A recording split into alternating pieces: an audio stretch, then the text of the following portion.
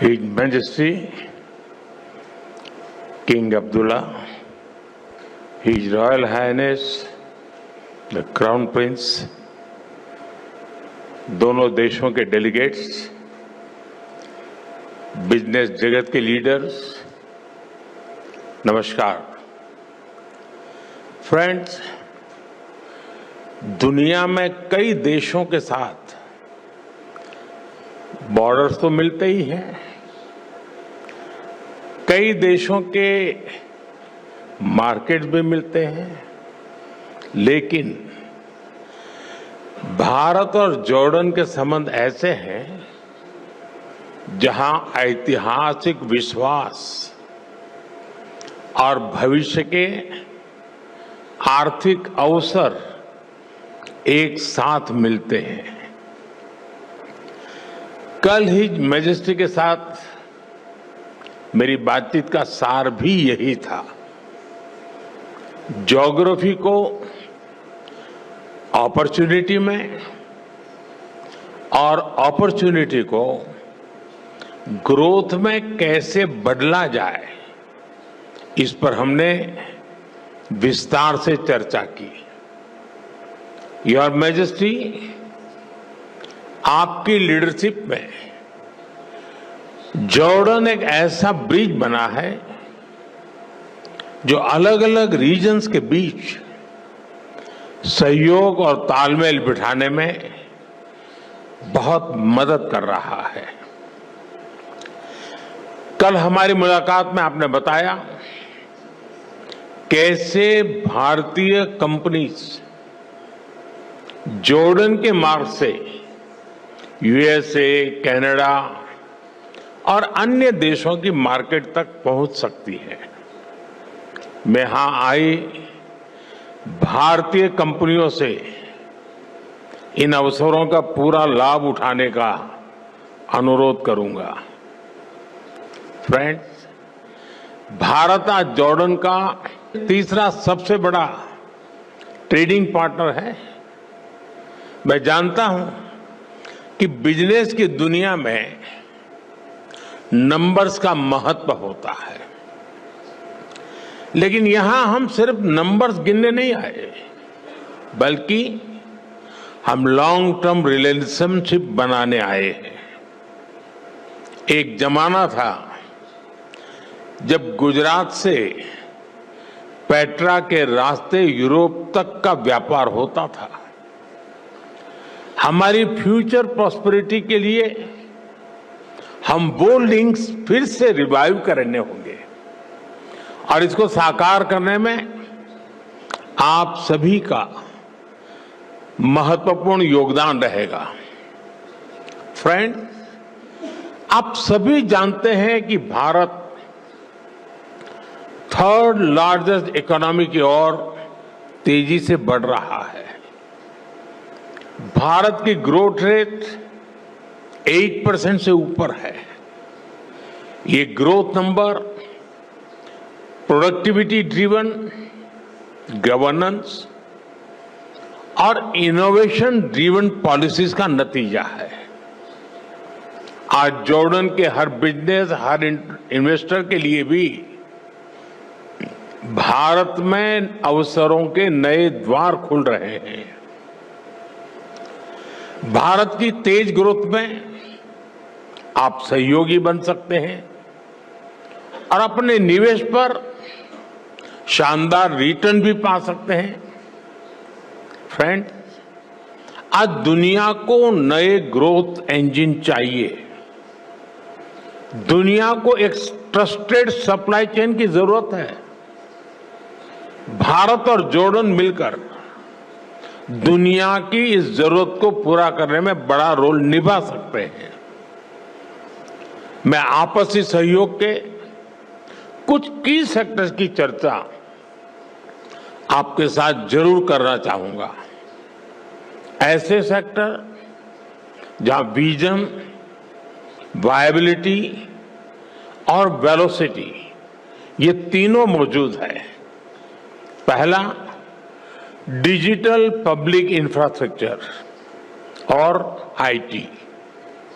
इसमें भारत का अनुभव जॉर्डन के बहुत काम आ सकता है।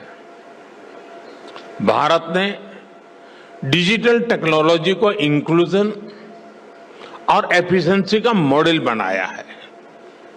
हमारे यूपीआई, आधार, डिजी लॉकर जैसे फ्रेमवर्क्स आज ग्लोबल बेंचमार्क बन रहे हैं।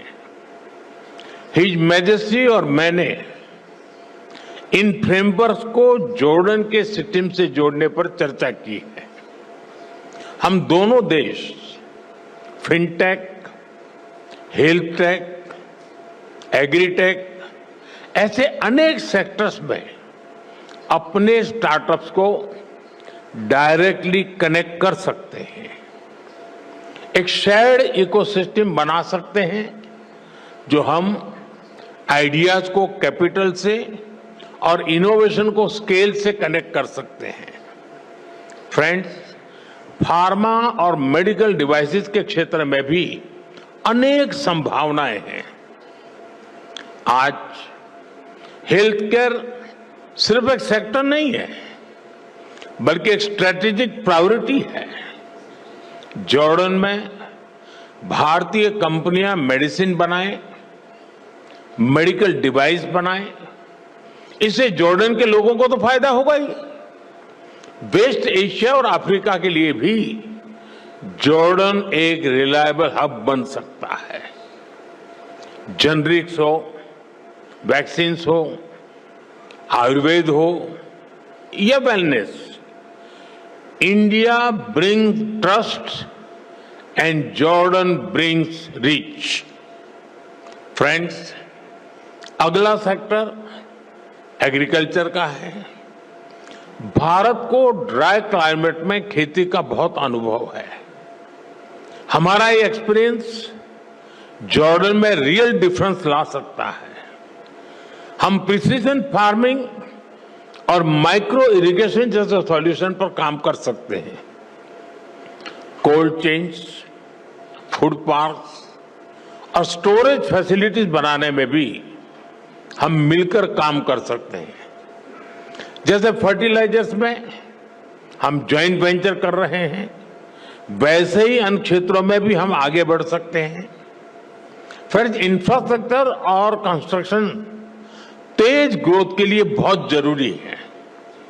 इन क्षेत्रों में हमारा कोलैबोरेशन हमें स्पीड और स्केल दोनों देगा।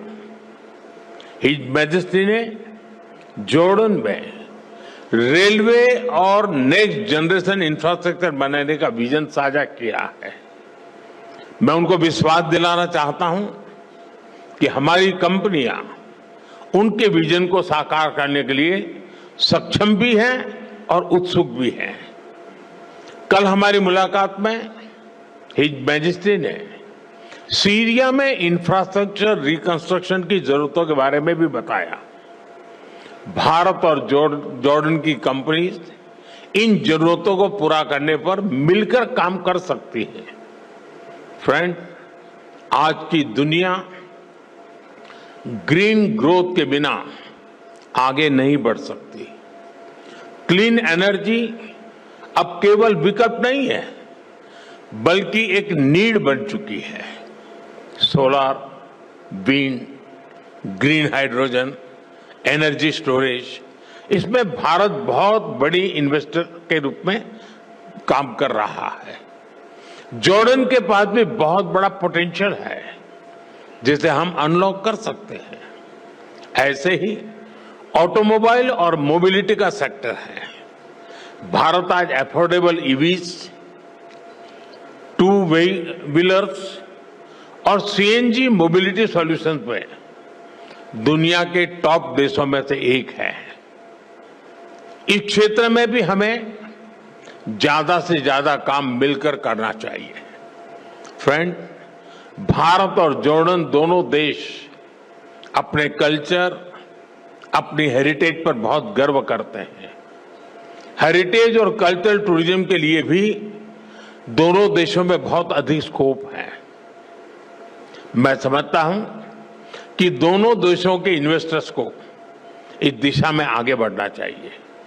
भारत में इतनी सारी फिल्म्स बनती है, इन फिल्मों की शूटिंग जॉर्डन में हो या ज्वाइंट फिल्म फेस्टिवल्स हो, इसके लिए भी जरूरी प्रोत्साहन दिए जा सकते हैं। भारत में होने वाली अगली वेव समिट में हम जॉर्डन से एक बड़े डेलीगेशन की अपेक्षा करते हैं। फ्रेंड, ज्योग्राफी जॉर्डन की स्ट्रेंथ है और भारत के पास स्किल भी है और स्केल भी।